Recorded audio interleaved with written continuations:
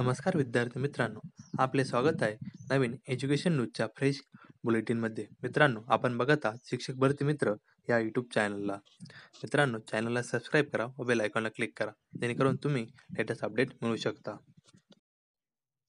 Subscribe करा शिक्षक भरती मित्र चॅनलला आणि बेल आयकॉनला क्लिक करा, जेणेकरून तुम्हाला शिक्षक भरतीविषयी लेटेस्ट अपडेट हे मिळत असतील.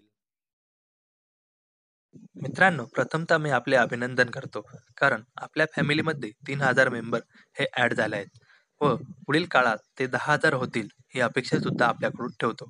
कारण आपल्या चॅनलवर दिवसेंदिवस आपण एज्युकेशन न्यूज देत असतो, तसेच शिक्षक भरती हा आपला महत्त्वाचा मुद्दा आहे.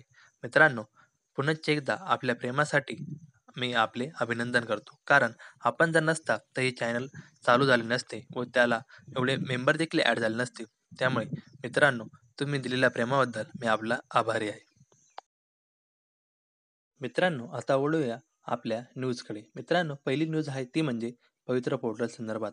पवित्र पोर्टलवर जाहिराती या मागवण्यात आल्या आहेत. त्या जाहिराती या स्थानिक स्वराज्य संस्थेच्या महानगरपालिका, नगरपालिका तसेच नगर परिषदा यांच्याकडून मागवण्यात आला आहे. त्यामुळे येत्या 5 जूनपर्यंत या सर्व जागांचा तपशील हा मागवण्यात आला असून लवकरच त्या जागा देखील आपल्याला समजणार आहेत.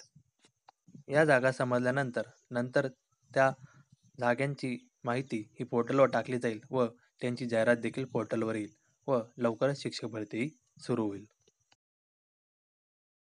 वळूया दुसऱ्या बातमीकडे. पदवीधर बेरोजगारांना आता भत्ता मिळणार आहे. आंध्र प्रदेशातील TDP सरकारने शिक्षित तरुणांसाठी एक महत्त्वाचा निर्णय घेतला आहे. यापुढे आंध्र प्रदेशातील स्थानिक पदवीधर बेरोजगारांना प्रत्येक महिन्याला 1,000 रुपये बेरोजगारी भत्ता देण्यात येणार आहे.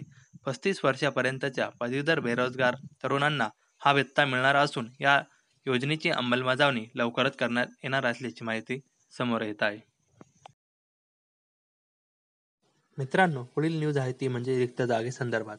मित्रांनो, आत्ताच आंदोलनात अनेक विद्यार्थी सामील झाले होते. त्यापैकी एका मित्राने असे सांगितले की आंदोलनामध्ये असे सांगण्यात आले की 1 ते 8 साठी या सुमारे 22,000 जागा तर 9 ते 10 साठी सुमारे 4,000 जागा या रिक्त असल्याची माहिती समोर येत आहे.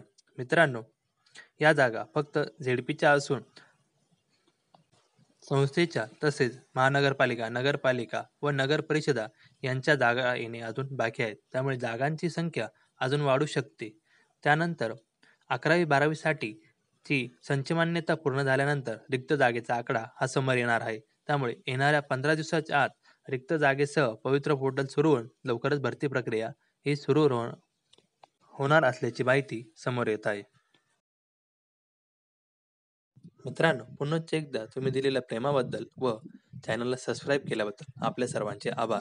मित्रांनो, तुम्हाला हा व्हिडिओ कसा वाटला ते कमेंट बॉक्समध्ये टाईप करा व व्हिडिओ आवडला असल्यास लाईक करा व चॅनलला सबस्क्राईब करायला विसरू नका, जेणेकरून आपल्याला लेटेस्ट अपडेट हे मिळत असतील. व्हिडिओ बघितल्याबद्दल धन्यवाद.